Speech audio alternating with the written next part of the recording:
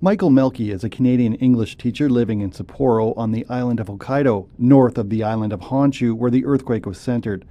Though he has lived in Japan for many years and experienced many earthquakes, he knew something was different about this one. I was in my classroom. There was a little jolt and creaking, and then kind of a long, sustained rolling sensation, kind of like being on a boat.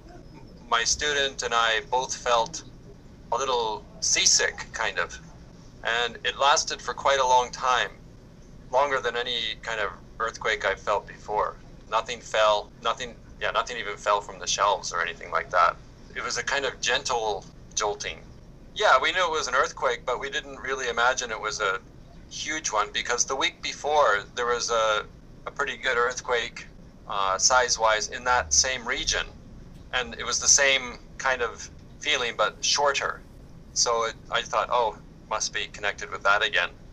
But we didn't realize just how deadly and huge it was until we turned on the news and started watching. And I turned on Twitter on my iPhone, and I couldn't believe the tweets and video of stuff coming through.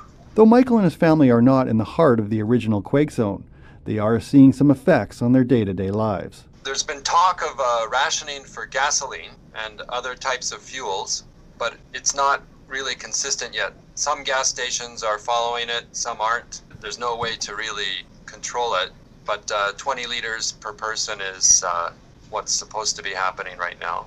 Everybody is also conserving electricity by unplugging everything that's not being used to allow more power to be sent to Tohoku, but actually only a limited number of electricity can actually be sent from Hokkaido to Tohoku. So it's a little thing, but it's something that people feel like they can do.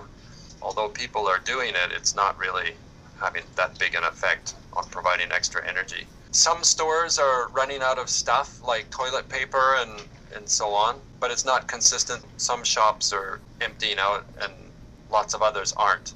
But there is a worry that as days go by, more and more food and other things will be directed towards the Kanto area where Tokyo is, and Tohoku area that was most affected by the earthquake and the tsunami.